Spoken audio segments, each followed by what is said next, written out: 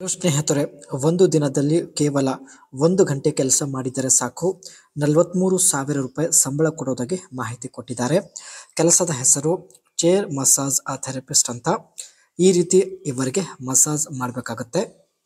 ಕೆಲಸ ತುಂಬಾನೇ ಸುಲಭವಾಗಿರುತ್ತೆ ಸ್ನೇಹಿತರೆ, ಒಳ್ಳೆ ಸಂಬಳ ಇದೆ.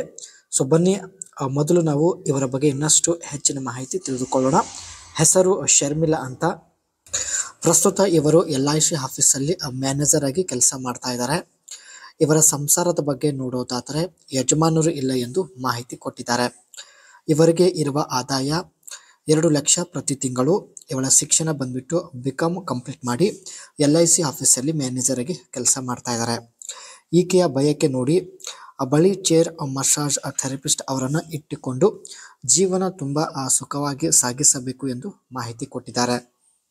ದಿನದಲ್ಲಿ ಕೇವಲ 1 ಗಂಟೆ ಇವರಿಗೆ ಈ ರೀತಿ ಮಸಾಜ್ ಮಾಡಬೇಕಾಗುತ್ತೆ.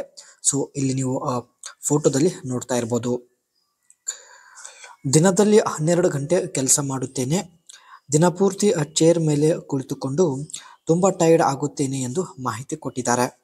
ಕೆಲಸದಿಂದ ಮನೆಗೆ ಬಂದ ಮೇಲೆ ಮನೆಯಲ್ಲಿ ಒಬ್ಬಳೇ ಇರೋದು, ಅದಕ್ಕೆ ಸ್ನೇಹಿತರೆ ಈ ಒಂದು ನಿರ್ಧಾರ ತೆಗೆದುಕೊಂಡಿದ್ದಾರೆ. ಬನ್ನಿ, ಇವರು ತೆಗೆದುಕೊಂಡಿದ್ದ ನಿರ್ಧಾರದ ಬಗ್ಗೆ ಚರ್ಚೆ ಮಾಡೋಣ.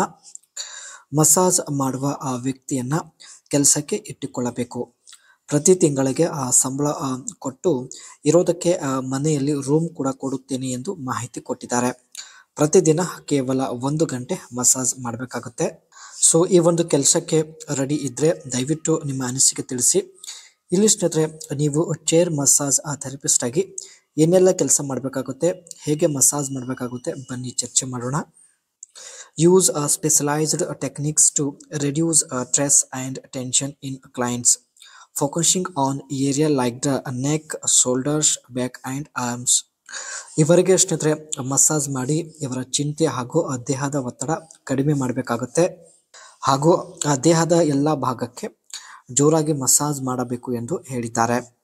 Ensure the chair and equipment are sanitized between a session and other to professional hygiene standard.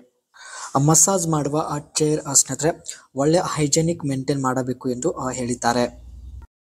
Offer on site massages in corporate or event setting to boost employee productivity and morale. ಕೆಲಸದಿಂದ ಬಂದ ಮೇಲೆ ಸ್ನೇಹಿತರೆ ಪ್ರತಿದಿನ 1 ಗಂಟೆ massage ಮಾಡಿಕೊಳ್ಳುವ ಉದ್ದೇಶದಿಂದ chair massage therapist ಅವರನ್ನ ಕೆಲಸಕ್ಕೆ ಇಟ್ಟುಕೊಳ್ಳಲು ನಿರ್ಧರಿಸಿದ್ದಾರೆ.